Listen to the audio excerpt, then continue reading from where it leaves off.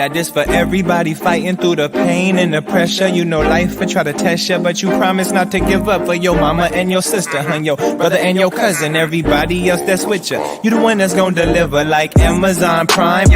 Always on time, yeah. Even when it's looking bad, I never stop trying, cause I've been stressing, I've been crying. My depression had me blind. Sometimes I can't see the signs, but I keep going, I ain't lying. It's for everyone that's grinding for their kids, you're not alone. It's for every child that promised they gon' buy their mama home. For all my 9-to-5ers going hard to make that green clock out, then you just go harder, cause you still got chase that dream. For all my evolving artists, just keep going hard, regardless how people talking about us. You gon' build that startup. Hello, everyone. How are you guys feeling? I'm so excited to be here. Did you guys hear? They just opened the hottest nightclub in town. No, I know what you're thinking. It's not Clubhouse. Wait, unless you're trying to get in the club, that club, because if you are, I know someone who's selling invites for $100 a pop. I haven't gone clubbing in so long, and I'm dying to get away from my kids. Do you guys want to go clubbing with me? If you do, please comment below and I'll bring you with me. Yeah? Well, great. We're going to the Mighty Ducks Club. It's owned by the one and only Marcus Chan. Do you guys know him? I'm pretty sure you do. He's a big deal on LinkedIn Town. He's part of the hottest clubs all over the interwebs, LinkedIn Top Voices, Forbes Business Council, and I hear he throws great parties. The only thing is, I hear that the bouncer is a total tool. So let's see if we're able to get in. It may be tough because we're not on the guest list. So let's go. Are you guys ready? Yeah? Who's ready? Anna, you're ready? Okay. Co, let's go. Here we go. Let's go. Here we go. Okay. I'm a little nervous because I haven't been clubbing in ages. Whew. Okay. Excuse me. Hi. Hi. How's it going? I love your whole getup. It's like the whole Men in Black deal. Did you need something? Yeah, I'm here to be in the club with Marcus Chan. Did you want to see my ID? Identification, please. Thank you. Thank God he asked you guys. I haven't been carded in so long, so it definitely feels good to be carded. Here you go. This is a fake ID. It's not fake. It's legit. It is a fake ID. It is not a fake ID. It's a fake ID. It's not a fake ID. Do you know the password to get in? Of course I do. Anna, do you know the password? Can you comment below, please? Co, you're laughing. You're not helping me out here. Please tell me the password, you guys. Let me think. Ma'am, we got a long line. Okay. If you mind just stepping aside while we let the other... It's the Mighty Ducks Club, obviously. So it's quack, quack, quack.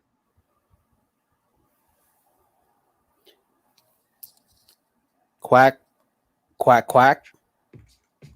I'm not so sure that's going to work. Oh my goodness. You know what? Do you know I know Marcus Chan, right? We go way back to like September 2020.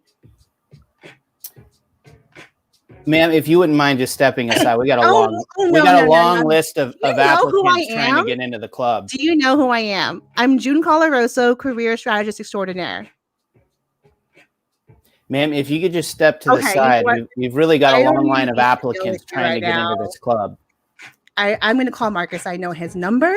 I have him on speed dial. So let me give him a call. Hey, Marcus. June, what's up? Are you in? No, I'm not in. Your bouncer in the front of the entrance is giving me a hard time. Can you come out here, please? Oh, that Adrian. Okay. Sometimes it leads a little bit. Fake ID. Marcus. She's got a fake ID. I'll be right up. What's up, guys? What's going on? Hey, Marcus. I'm so excited to be here. You're a bouncer. He's obviously new. He's not letting me in. Marcus, we can't let this young lady in. She's got a fake ID. She only used 3 quacks. There's no way she's getting in. Adrian, I know her. I've known her since all of last year, 2020, okay? I know her. June, come on in. We pride ourselves on providing a world class, experience. Every now and then, Adrian has these tool tendencies. I'm trying to break him of those habits. Clearly, I gotta send him back to bachelor school. Come on in. Let's have some fun. Oh, thank you. Let's get growing. Let's get growing. Quack, quack, quack. Quack, quack, quack, quack, quack, quack, quack, quack. Quack. All right, you guys, end scene. How do we do? Oh my God. Thank you guys. I finally made it to the club with Marcus Chan, who I've been dying to meet, and it's finally happening.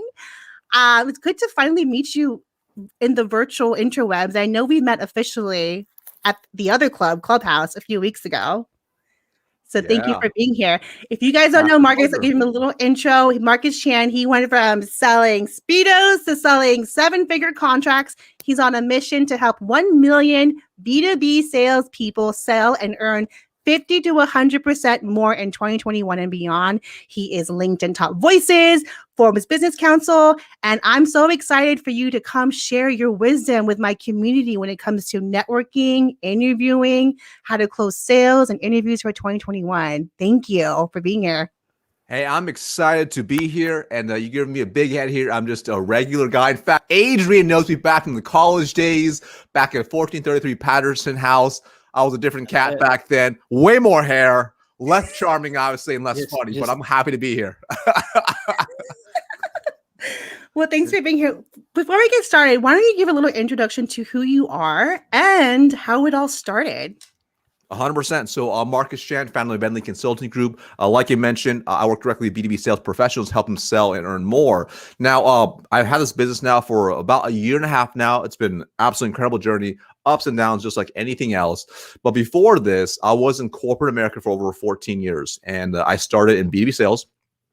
Back in the last recession, I really struggled at first, and then eventually was able to have success over time.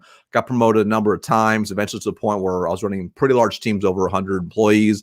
Had a lot of fun doing that, and then I decided to make that leap from going from an employee to be a business owner, and that was a year and a half ago. And it's been an incredible journey since. But just like anything else, there's highs, there's lows, and you got to keep on moving regardless. Wait, that was a year and a half ago? Year and a half ago. I swear, I feel like you've been doing this for like 5-6 years, 10 years, maybe. So here's what's crazy, right? Is because, all of the stars a side hustle. Initially, over 6 years ago, I started learning about side hustle and internet marketing. So I started building side hustles on side, and that makes sense. Side hustles on side, and they started having some success, and I started learning more and more and more. And I realized eventually, in order for me to serve at the highest level, eventually I have to do my own thing. That's where it eventually built up over time. So it wasn't like overnight, like I'm going to be an entrepreneur. It was really 6 years in the making to get to that point, or 5 years in the making to get to that point. Right. So you kind of gradually building your business as you're working your like full-time job. That's amazing. And then you and Adrian go way back, right, Adrian? We sure do. Yeah. Can you tell me I don't know how far back we want to go. But one thing I can say is Marcus always had that spark. He was always somebody who everybody liked and everybody wanted to be around. And it just doesn't even surprise me at all that he's grown the way he has. And you know me, I love growth. I love to see it. I appreciate that, man. Yeah, we know it for such a long time. It's crazy. It's to think about, right? It's life. 15 years. 15 years. Time flies by. It's amazing the people that we meet along on journeys in our lives. Like, little did Adrian and I know 15 years ago that, we're hanging out on my old college couch, hanging out, drinking non-alcoholic beverages, probably water. Always non-alcoholic beverages. Proper hydration is very important. Cooking pizzas properly in the oven. Cooking pizzas properly in the oven. Very healthy pizzas, to be quite direct. And 15 years later, we would be on a live streaming on the interweb. Isn't this crazy? I don't know, whatever. It's crazy. It's crazy. Oh my gosh. That's so funny. You know what? I'm looking at your LinkedIn profile. It's like the recruiter in me to always like pull up my guest's profile. And you were director of sales in Cintas. And you know what's funny, Marcus? When back in my agency recruiting days, I used to help them with their staffing. I love it. Yeah, I used to I was big on using recruiters. Even as a sales leader, I hired 30, 40 reps a year. So it was really vital that I had a constant flow of good candidates. It's because finding talent is like the hardest thing to do. It really is. finding and keeping It's- tabs is a hard thing to do. Yeah. Especially in sales, just because I've Yes. recruited in sales for sales positions, and there is a high turnover, Yes. either Yes. because they can't deal with the pressure or of sales, and they're not successful in their role as far as achieving and surpassing their quota. So, and Adrian, I would love for you to help me ask Marcus here and have you share your input, because I know you were a sales recruiter. On a hiring manager perspective, what are you looking for candidates that are trying to be account managers, sales reps, BDRs, customer success roles? What is the typical like qualifications and personality that you're looking for in candidates? Yeah, what a great question. And I never actually look for a certain personality. What I really look for. So at the end of the day, each role that you hire for, there's always going to be certain criteria, like minimum expectations. It doesn't, just because they have the expectations, it doesn't mean they are going to be the right person for you. So it's really important to understand, and when you look at the goals that you have for your sales organization, who are you truly looking for? What do they really need to what type of characteristics do they have to have? So I had a very simple formula that I followed. It's an acronym I called POG. P-O-G. POG, like, POGs back in the day, if you remember those, Yeah. remember those things, right? So if the candidate had POG, if you will, chances are very good that they would be a really great fit. This is assuming they have all the core other components. Like obviously, they should be ethical, have good work ethic, etc. All that stuff is kind of expected. But if they had these in addition to this, chances are very good. So the first P is proven track record. Do they have a proven track record of success doing a similar like job and function with a high performance track record? I wanted winners and only winners. That was really important as part of my culture. That's the first piece. So proven track record, having that brag book, if you will, of accomplishments, rankings, recommendation letters, showing me they are the absolute best for the role. Very important. Number two, the O, obsessed with achievement. I wanted them obsessed with achievement, not in a weird, unethical way, but just obsessed with achieving, getting better, and getting results. Really important, because that internal drive, either you have it or you don't. And typically the professionals you hire that where you have to, crack the whip to get them to perform, those aren't good reps to have. They hurt your culture. They hurt you. They're tough to lead. It's not enjoyable. The third is the G, the grit. They got to have grit. I mean, sales is not easy. It can be a roller coaster. You have to have grit to be able to delay self-gratification, to continue to do the work even when you don't feel like it. That's really important. And then the next P is positive. I like positive, happy people. That builds a positive culture. It doesn't mean that, they are living in la land, but can they see a tough situation? Say, okay, you know what? This is definitely tough. How can I go either through or around this? And you need a certain type of mindset to get to that point.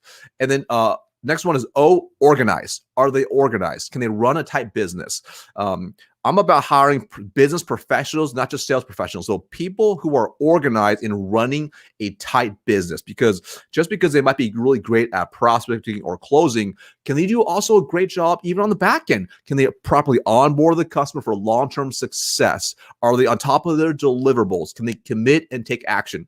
If they tell a customer they're going to do a certain thing, will they do it? So you have to be organized.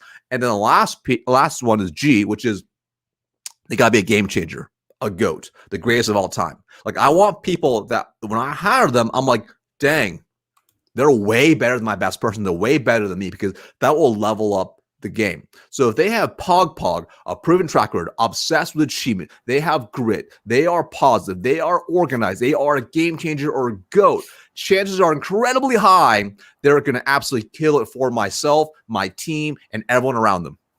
If they have POG, then they're a slammer. That's correct. They will be a slammer. They'd be a slammer. That's a great POG reference. I love that. I love that, slammer. I'm curious, because that's all like, some of that stuff comes out in interviews. Some of that stuff could be over the phone, through aptitude tests and things, assessments that you do when you're recruiting salespeople. What I'm curious about is, I would take reps out with me in the field when I was in sales for half day or full day interviews. And so I'm just curious because I know you did that. So when you did that, what were some of the things you were looking for in the field? Great question. So a couple things. I mean, some are just kind of basic, simple things. Like number one, do they show up on time? Hmm.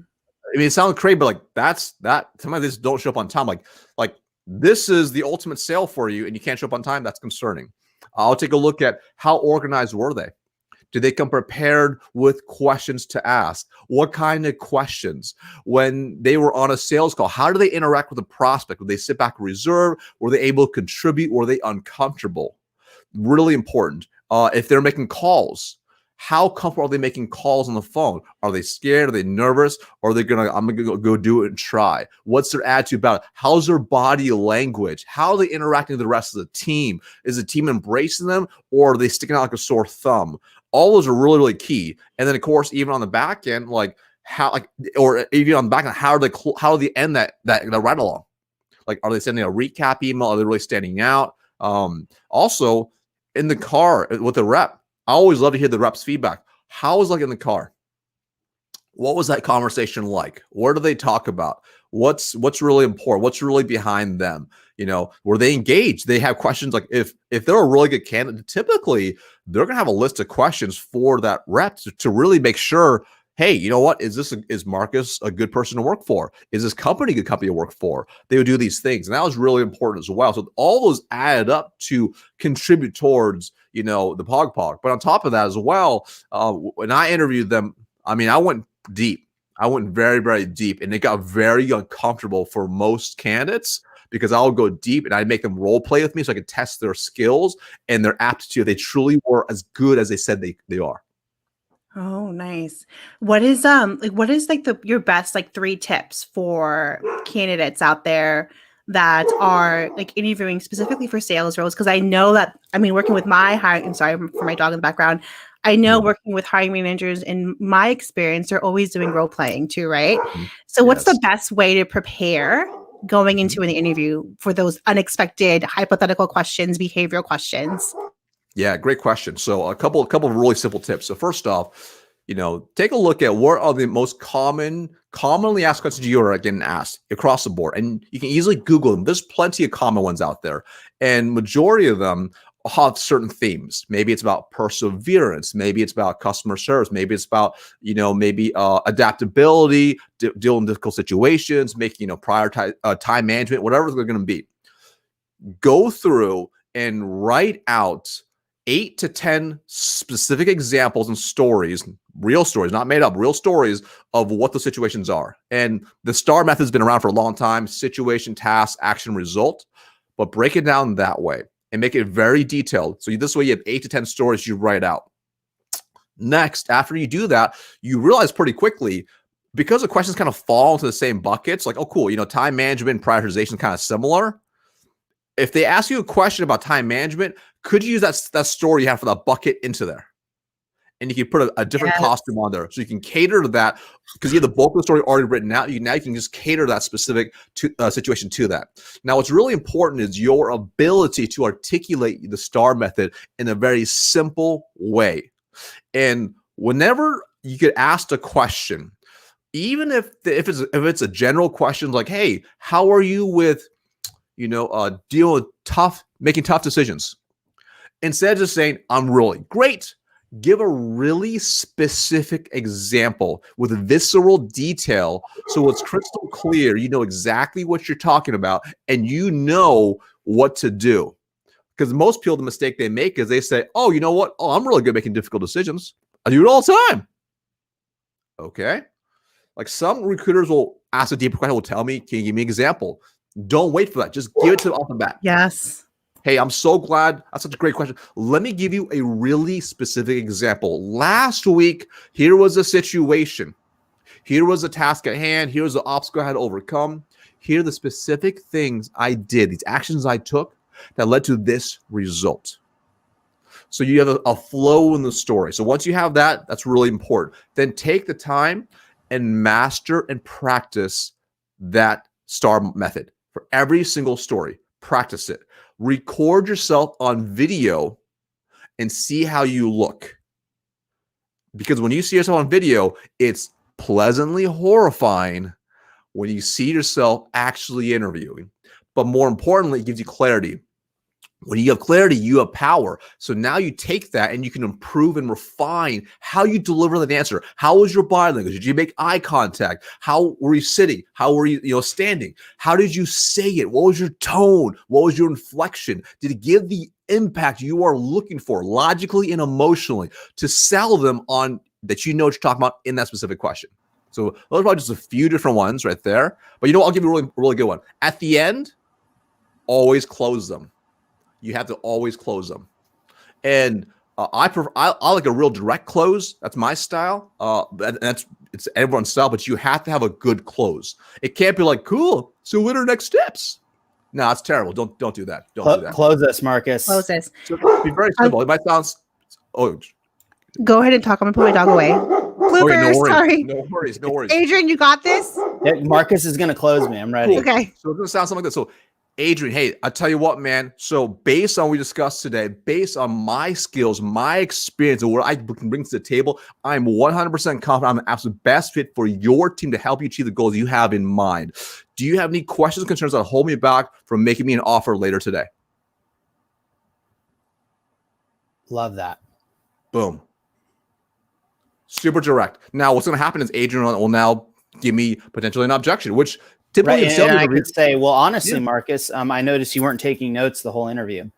And then instead of just being defensive, in that situation, I'm like, you're absolutely right. You are absolutely right. You know what? I appreciate bringing it up. I definitely should have taken notes. I'll tell you right now, I'm a little bit nervous because I really want to work for you. And I just got so excited in the moment that I just lost my train of thought to take notes. But I promise you, I did absorb a lot of it, and I'll definitely send you a recap email after we're done, so you know I'm not full of poo-poo, and that I definitely want to work for you and I'm the best fit. Does that address your concern? That does. Look at that. You went ahead and reframed what I said, right? You walked through understanding my point of view. You came in with what you were going to do differently to improve it, and then you circled back and put a bow on it, and then you asked for confirmation when you. I mean, it's a process, right? This is all process. That's exactly it. It's exactly it. You have to, when you get that objection, and that was such a good one because that's more like you didn't do something right now. But sometimes the objections are like, I'm not sure if you have enough experience doing this. Yeah. Maybe you weren't able to showcase specific skills or behaviors they are looking for, in that role. So that means, oh, cool. Instead of just like being defensive, they'd be like, oh, I got plenty of experience. Like, just like, hey, cool. So help me understand a little more. What exactly are you looking for? Here's a good example, right? So let's just say if you are an SDR, a sales development rep, where you only make, you do just basically just phone calls is really what you do. And you're not running actually sales call meetings, and you're not in a closing role. Maybe you want to interview for an AE role, account executive role. You want to be in a closing role. Well, typically they're going to object to you not having that skill. So then you just want to make sure, like if they say, hey, we're not sure, we don't see you with any AE experience, account executive experience. Hey, you know what? I can appreciate you bringing that up. Tell me more. What are some specific skills you are looking for that an AE would have that I want to make sure I know about? And they're going to tell you. Maybe it's closing skills or whatever. Beautiful. What else? Cool. Get them all out. Cool. So if I understand you right, you want to make sure I can run a sales call, run a discovery, run a closing, be able to negotiate big deals, small deals, whatever. Just do A, B, and C. Is that right? Yes. Beautiful.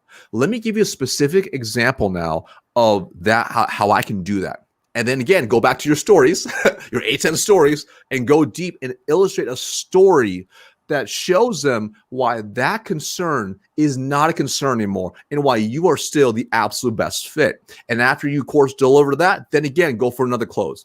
Does that put your mind at ease and my ability to negotiate all types of situations, regardless of maybe the title of the role that I had? Right. And so what you do is you go back and reference a tangible, specific situation, right? You said you got those 8 to 10 scenarios that you can go back to. You could repurpose. June loves repurposing content. 100%. Do it. It's all about recycle Was it That's right. recycle, reuse, and what we repurpose? I don't know. Reduce. Reduce, Yeah. reuse, recycle. Reduce We're in the Oregon, time. right? As an So, Oregonian, we get we that. know this stuff. No, but I love how you said that too. Like, be prepared to close them, even if you don't have exact AE experience. I used to hire AEs back at Wish, and I've helped hire candidates that didn't have a specific sales background, but through their storytelling of their actual transferable skills and their confidence, and the fact that they were proactive and did their research. Also, too, I worked with a lot of hiring managers, especially in the tech space, where they really wanted candidates and job seekers to be very data driven. So it's really important to understand, even like I love it when job seekers, when I was talking to them on the phone, they use that time with the recruiters to gather as much information about the position and the role, and that way take that time to really understand what the importance metrics are for this role in particular in sales. And that way, when they're addressing the fact that you don't have a experience, you could say, well, I know you do these as far as initiatives, and this is how you measure performance. This is what I've done in my previous roles. It may not be, it may not be the exact experience, but I know I can do it. So what they're really looking for is like the grit and potential, right? Transferable skills and experiences, because when you can marry a past, right? So perfect example for any of us, if you've never been an entrepreneur, if you've never been a salesperson, if you've never been a coach, how can you marry your prior experience to aspects, at least like Marcus and June said, because you got the information, from what you know to the role. And then on my side of it is admit what you don't know. Yeah. And give an example of when, I was in a similar position where I was new to an industry, right? And you go back to one of your stories and you talk about how I pushed through and I learned very quickly and I ended up being in the top 5%, whatever.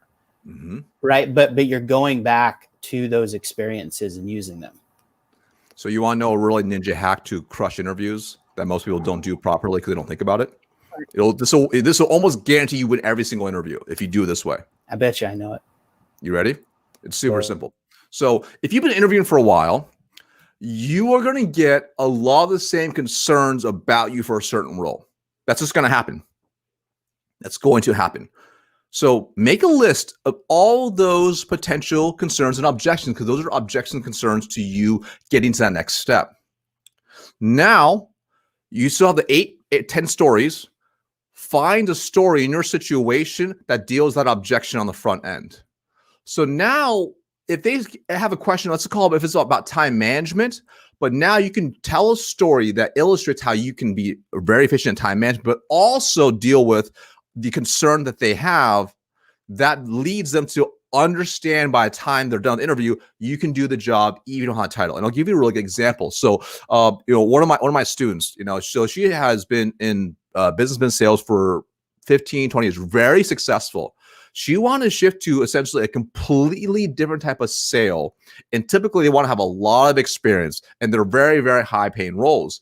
And early on, some of the concerns was like, hey, you don't have experience in X. We're not really, so that was happening. I'm like, no problem. We'll just reframe how you deliver these answers, even if the question is not specific to that experience. We're just going to deal with the concern on the front end. The best way to handle objection is you deal with it before it comes up. So we reframed how she did it, right? So she went through within 3 months. She lost her job because of COVID. Within 3 months, she did exactly what I said. She got 3 different job offers. 2 of them on target earnings, $220,000. The one she accepted was $316,000 OTE with equity. And she did it by doing that, even though she did not have the true title or experience in that field. But that's the power when you are able to articulate a story on the front end that neutralizes it all. That's super powerful. Claire over here feeding Marcus's lines. Yes, she's finishing the sentences. It's so important, to be proactive and get prepared and be ready to handle those objections. I love that. I do want to answer this question. Rachel asked, what was the best answer you received to tell me about yourself? #, Adrian. I got that. Or do you have All any day. advice for this particular question? I'm going to be right back again, you guys. My dog is screaming in the background. No So, problem. Adrian, hold on the floor. I'll be back. Okay. So, one, Rachel, my new live series starting on Tuesday every week, we're going to be featuring professionals who have yet to put themselves on camera or on video with a little tell me about yourself feature where I'll take about 3 to 5 professionals who will tell me about themselves for 1 to 2 minutes. So if you want help with that, I can certainly do that. But I love that question because it's always like the first thing. And for some reason, we're all challenged by it, Marcus, right? Like for some reason, we all have a little trouble with it. And so the framework that I use is sort of a beginning, a middle, and an end, and then with an alternate ending. And so what that might look like is me sharing my story about how I became a coach, but sharing a little personal bit about how I was in sales and recruiting for 16 years, right? Sort of leading up. And then I found myself laid off due to the pandemic, and I enrolled in a coaching program to get my certification. And in 4 months, I found myself reemployed as a career coach for Flatiron, which is an award-winning boot camp. And now I work with adults in transition, helping them develop the tools so they can grow through life and live a better life. And the alternate ending could be, and I'm asking for an opportunity to be your life coach, right? Or I'm asking for an opportunity to join your team after the end of this interview. The other alternate ending could be just a personal tidbit, right? Just me talking to somebody, networking. Could be, and you know what? When I'm not coaching, I love playing with my dogs. I've been married for 6 years, and I design and sell digital artwork. Marcus, your thoughts? I love it, right? I have a similar framework. Mine's super simple, but I'm very tactical in how I break mine down. So the tell me about yourself is an opportunity for you to illustrate exactly why you are the absolute best for that job. Your skills, your knowledge, and your experience tied together in a simple 2-minute spiel, if you will. So the mistake some people make is like, they go like, well, they haven't thought through, I was born and raised in Springfield, Oregon. Where do you want me to start? Where do you want me You want me to start? You want to be confident. Hey, I'm so glad you asked that question. So, I was born and raised in Springfield, Oregon. I actually went to University of Oregon. I graduated with a business major and also a Chinese degree as well. When I graduated, I went to go work for Enterprise Holdings. I was there for 6 years, really fortunate, built multiple 7-figure operations over the course of a number of years, got promoted 7 times in 6 years. From there, I made a transition to Cintas Corporation. And at Cintas, I was there for 9 years. Had a lot of fun doing that. While there, I was on the fast promotions from a sales rep to sales manager in under 9 months. Then from there, became a sales manager. And I was a salesman for 4 years. Got promoted again within 4 years. Hit a bunch of President's Clubs, won a ton of awards, and became one of the fastest directors in the company's history. From there, I took a mid-level team and took it to the top as well. And we continued to hit President's Club, winning every single award every single year, taking it from the middle to the top every single year. Boom. That's it. Like now they're like, this dude can win. Yeah. This dude can do the job. He can lead us to success. I want to hire this guy right now. And then I'm like, hey, by the way, I'm also married to and have a kid named Roman. He's awesome. There you go. Right. Oh, And I love you kind of sandwich a little personal detail, right? You talked about where you grew up, where you went to school. And then at the end you said, and by the way, when I'm not selling the heck out of everybody I meet, this is what I do. What I loved was the chronology. Like people don't realize that's such an easy cheat is follow the chronology, start from the beginning, take out 3 or 4 chunks and just work your way to current. That's it. And what the key is, I want you to picture it's like this. Intentionally, if I was in for a sales interview, I'm just interlaying bait. And the bait is specific things that I know they want to know that I can do. Leading teams, winning awards, being a top producer, taking lower level teams, take it to the top, getting promoted. So now they're like, oh, wow. So now that leads to other questions. Hey, tell me more about that. How did you do that? How did you achieve X? How did you do this?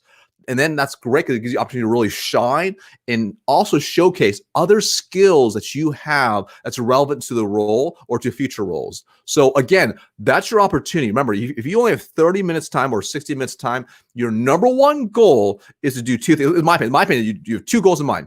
Number one, make sure they know you're the absolute best person to hire. You have the highest potential upside.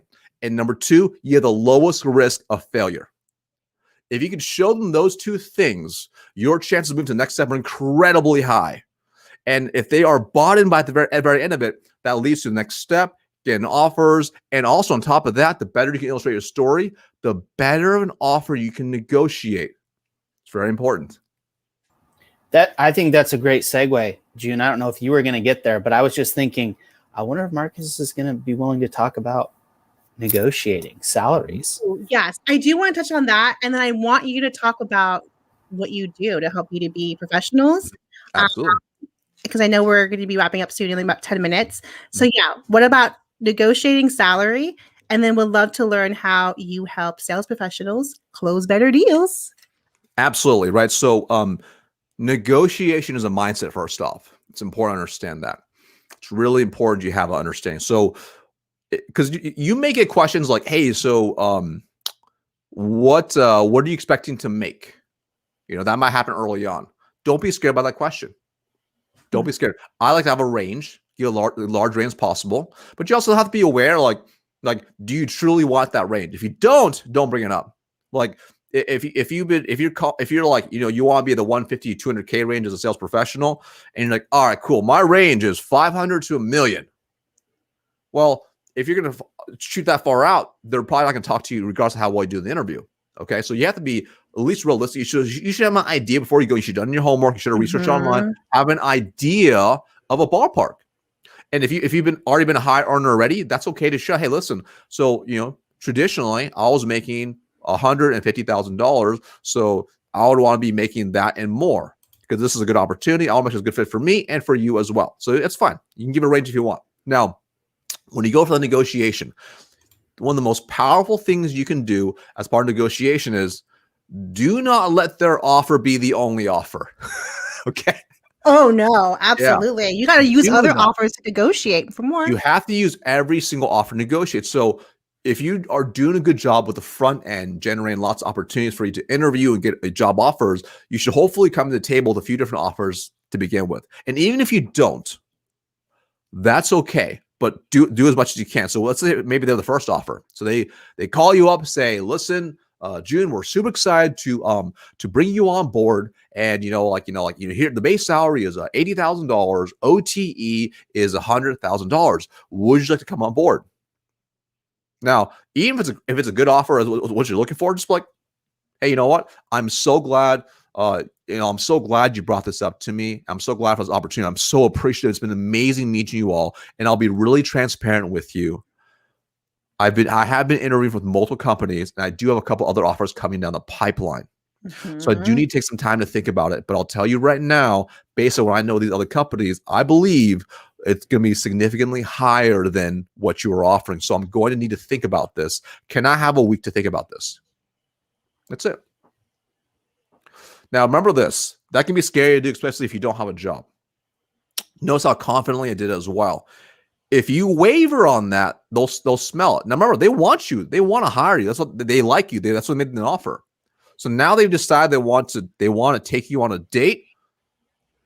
Let them wait a little bit. Okay. Other offers may come through. If you want to negotiate more, don't be afraid to negotiate more. So maybe give them a couple days to think about it. And maybe you don't have other offers show up. Then you go back and you ask for more. Hey, listen, yeah. I've been thinking about this quite a bit. I do want to go through. I like this and this. However, I believe your offer is rather conservative. What's the highest you can come up to? And just wait. Don't get the number quite yet. Let them tell you. Because I'm telling you right now, if you did this way, they've already started mentally breaking down what. Oh boy, we're gonna lose June. Oh, okay. What can we do? Yep. What can we do? Let's give her 90K. Let's give her some equity. Let's give her this. Let's give her that. Beautiful, right? And they might already have it in mind. If it's in line with what you want, for sure you can accept it. If you have the confidence to continue to negotiate, cool. Okay. I still need to think about some more. Like, can you do 100K? Now, keep in mind, once you put that number out, whatever if they can commit to it, you have to follow through with your word. You don't want to be that person who just backs out your word. So they used to say, hey, listen, if you can get to $100,000, get me the 20K in equity starting bonus, and also give me, a 5K starting bonus. Let's make it happen. Let's make some magic happen. Yeah. I can't wait to be your superstar next employee. Let's make some magic happen. Can you do that? They go back to drawing board. They'll let you know. It might be less or more, somewhere in between. But there's a lot of power. Do not just give in. But if you have more offers on the table, you can leverage the other offers.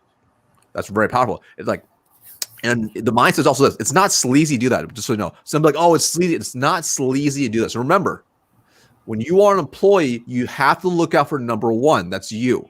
You have to look out for number one, and you have to negotiate your value and your worth. And everything in life is negotiation. Your ability to negotiate that will increase your value. Remember this: you're not negotiating for just your starting. You're negotiating for every price increase or every increase every year as a result now, because that'll compound over time, and increases happen on a larger basis. So you have to make sure you put yourself in a position to get to that point.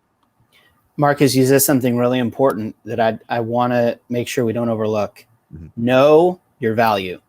Yes. And when you know your value, when you have confidence in who you are and what you bring, there's no harm in asking for it. There really is not. Exactly right. Know your value, do your market research, know that you could also negotiate beyond base salary with equity, with so many different options. But I love how you say, don't give in, just keep trying. And then on the back end, hiring managers and HR, they do have a range. So they always start off with this, June, talking from my experience, start off with this offer. Let's see what they say. So it's it makes financial sense for them to make an investment low and get much more in return. That's very practical. Yes. And here's the thing. I know it can be scary. That can be very scary to negotiate to that level. I understand that. This is why negotiation takes practice. But remember this. This is what I would do. If you are scared out there to negotiate, just sit down by yourself, take out a Google Doc, and start writing down all the reasons of why you are so freaking awesome. Every single possible, everything you bring to the table. And that could be definitely way beyond just the skill requirements for that job. Like, I would much rather pay more for a positive person I enjoy working with than someone with more skills that's super negative, not coachable. Okay. Like, because you'll get way more out of that person. But you have to reframe your mind to understand you are worth it. But no one's going to tell you that. You have to tell yourself that. You need to write down, hey, I'm awesome because of A, B, C, D, E, F, G. And if I was an employer of this company, this is what I would pay for someone just like me. How much would you pay? Write that number down. Write the number down. And don't be afraid to go after it. And remember this. The worst thing that can happen, the absolute worst thing can happen, is they say no. And you're still stuck with the same offer you already had. And nothing changed. Nothing changed. Yep. But what did you gain from it? 100%. What's you gain from seeing yourself, experiencing yourself, show up for yourself, and what you can learn from that? Yes. Absolutely right. You'll never leave off wondering why. What if I did negotiate more? No gray area there. You really either got a green, it was green, or it was red, right? There's no in between. I love that. Yeah. Thank you, Marcus. Okay, I'm going to give you some time now. I have your website here, and I dropped it in the comments. Let's talk about your consulting firm and what you do to help B2B professionals and how they can get in touch with you. Yeah, absolutely. So I'm so simple in everything I do. I'm simple in my messaging. Literally, if you are in B2B sales and if you want to sell more, earn more, make more money, build up your confidence, reduce your stress, create financial freedom, obviously you can work with me. It's very simple. It's literally that simple. Obviously, you can see on my page, I got plenty of results. At the end of the day, it's I'm very upfront. Working with me is definitely not cheap, but if you put the work in, you will earn it back. That's as simple as that. I'll give you an example. I just had my group coaching call with my students today. We had one student, she's been in the program for a couple of weeks now. She sold $32,000 already in business. Another one sold already $16,000 within 4 days. People make the money if they put the work in. You put the work in, you get the results. So that's simple. And if you're not ready to work with me quite yet, no problem. Go to that site, and you'll see there's a free training on there. It's my most popular free training. It's actually what got me featured in Yahoo Finance. So it's a very top right there. You'll see if you scroll all the way to the Where is top. it? Oh, the top. It says free on-demand training. You just click on that Right here, you guys. I'm going to put it in the comments. and you go right there. It's my most popular free training. It's pretty freaking awesome. So either way though, 99% of my content is 100% free. So you consume all my free content, and once you're ready, hit me up too, because that happens too. Yes, and I want everyone leaving this live to remind yourselves that it's important to invest in yourself and your professional development, and you should always start off with the new year with a budget to invest in coaching, to online courses that's going to take you to the next level. So I just dropped Marcus's free link there for his on-demand training. Please follow Marcus and Adrian on LinkedIn. This is Marcus's feed right here. I love seeing your feed every day on my Thank you. and your videos. Every time I see your videos, it just motivates me to bring it up a little bit higher as far as like my notch and experimental. I'm just always trying to be more experimental, and you inspire me just to show up even harder every day. So thank you so much. Well, I appreciate that, because your videos are freaking awesome. I'm like, man, I gotta be like June. I need more dancing. I need more swagger. Man, she got fancy swagger. I'm like, I got like sales swagger. Yeah, I gotta put my dance swagger, you know. And Marcus, we got to get everybody on that voice message game. Oh yeah. Can I just? No, I was going to show us. I show our messaging feed, but no, it's so funny. Confidential. Oh, Yeah, confidential for sure. You need Well, a password. thank you. It's not quack quack. 4 quack minimum. 4 quack minimum. 4 quack minimum. Yeah, she was not going to get in. Oh gosh, stop it. Okay, both of you, stop. All right, so please follow Marcus. Adrian, do you want to share a quick update for you before we head out? Yeah, for anybody who didn't see my post this morning, I'm starting my blog all over again. It's been some time off, but it's been 6 months since I started Flatiron. So I posted 6 career myths from my 6 months as a career coach. So check that out. Also, my lives are starting on Tuesday, which will stream to LinkedIn, where we will feature 3 to 5 professionals doing their Tell Me About Yourself challenge. So we'll give them the mic and the stage for that. And I mean, as always, and I think for all of us, take advantage of complimentary first coaching sessions. Take advantage of complimentary content. This stuff is all out there to help people. And we believe that if we put that out there, we know that that's going to turn into people who want to invest in themselves with our services. So that's just a plug for all of us. Like if you all are looking to grow this year, there's just an abundance of resources out there for you. So many resources. And speaking of resources, please go ahead and sign up for my newsletter at buildwithjune.com. Updates for me. I'm doing a Clubhouse event every Wednesday starting in February with the Job Search Angels, which is including Anna Morgan, Harlene Vasquez, Jessica Williams, and Jessica Smith. We are going to be delivering you free tips on a weekly basis starting February. Please also follow Marcus and Adrian at the club, Clubhouse. And if you guys need invites, I have 5 invites, so let me know. But also, I'm working on a few digital products that's going to be hopefully launching next month. So stay tuned for that. And thank you guys for being here. Marcus, why don't you leave the world with a message to inspire everyone to end their day? Absolutely. There is no pressure at all to end this awesome world-class live with this inspiring message. So I don't know if I have any juice left in the tank, but I'll do my best. I'll tell you this. If you were watching this live, if you're watching this later, remember, knowledge means nothing without execution. We talked a lot of great tips, knowledge bombs, tactical things that we have all seen that will deliver results for winning interviews, getting jobs, and getting better job offers. But it means nothing if you don't execute. And even if you're not where you want to be in your career search, your job search, remember, you have a choice every single day to make it a better day. So even as right now, you're like, okay, I'm going to start tomorrow. Don't. Start right now. Start right now. Take action. Find your decisions or your destinies is created in the decisions you make. So start right now. Have an awesome rest of your Wednesday. Have a great week. And of course, make sure you hit us up if you have any questions at all. See everyone. Yes. Happy Thank you, hump day. guys. Happy hump day. And quack, quack, quack. Now this for everybody fighting through the pain and the pressure. You